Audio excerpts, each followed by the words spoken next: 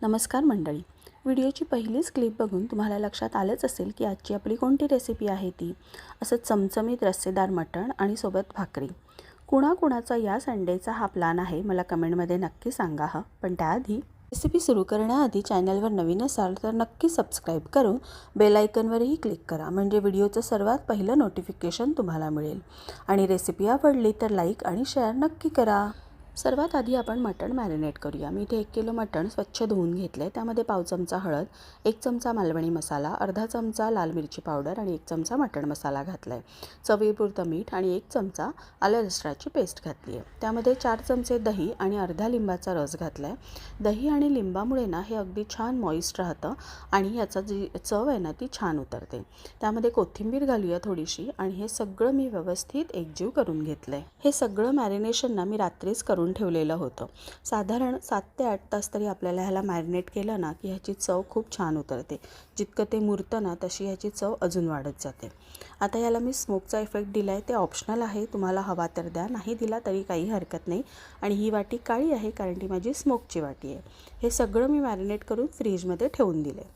आता आपण फोडणीची तयारी करूया. मी इथे 5 मोठे कांदे घेतलेत आणि आता कुकरही तापत ठेवलेला आहे. कांदे असे मी स्लाइस करून घेते, जास्त बारीक चिरत नाही. त्यामध्ये मी 3 मोठे चमचे तेल घातले आणि यावर हा जो कांदा आहे ना तो व्यवस्थित परतून घ्यायचा आहे. 4 ते 5 मिनटं परतून झाल्यावर त्यावर 1 चमचा आलं लसणाची पेस्ट घालूया. आणि आता आपण परत मसाले घालणार आहोत. मी 2 चमचे मालवणी मसाला, 1 चमचा यामध्ये लाल मिरची पावडर आणि अगदी चिमूटभर हळद घातली. 1 चमचा मटण मसाला घातला आहे आणि आता हे सगळे मसाले परतून झाले की यामध्ये हे मॅरिनेट केलेलं मटण घालायचं. मी 1 तासापूर्वीच ना हे काढून ठेवलेलं होतं. मी रात्रभर अगदी हे फ्रीजमध्ये ठेवलेलं होतं, पण तुम्ही करण्याआधी ॲटलिस्ट 1 तास तरी ना हे सगळं मिक्स करून म्हणजे मॅरिनेट करून मटण नक्की ठेवा. जेवढं ते मुरतं ना तेवढी त्याची चव अजून उतरते. आता आपली खरी मेहनत ती म्हणजे ह्याला परतणं. साधारण बघा 25 मिनटं झालेली आहेत आणि हे व्यवस्थित ह्याला पाणी सुटलेलं आहे. जितकं तुम्ही परताल ना तितकी त्याची चव अजून उतरते. आता यामध्ये मी घालते 2 मोठे टोमॅटो. मोठेच चिरलेले आहेत, अगदी बारीक चिरून घालायची काहीच गरज नाही. टोमॅटो घालून साधारण 5 ते 6 मिनटं आपण ह्याला परतून झालं की सगळ्यात शेवटी मी यामध्ये बटाटा घातला आहे. एकच मोठा बटाटा घातला आहे, पण मटणामध्ये बटाट्याची चव ना खूप छान येते, नक्की घाला. आता याला व्यवस्थित पाणी सुटले आणि साधारण 45 मिनटं झालेली आहेत. मी ह्याला परतते. आता यामध्ये मी 1 वाटी गरम पाणी घातलेलं आहे. कुकरला याच्या 4 शिट्ट्या करून घेऊया. 4 शिट्ट्यांमध्ये ना हे अगदी परफेक्टली शिजतं. कुकर होतं तोपर्यंत आपण करूया भाकरीची तयारी.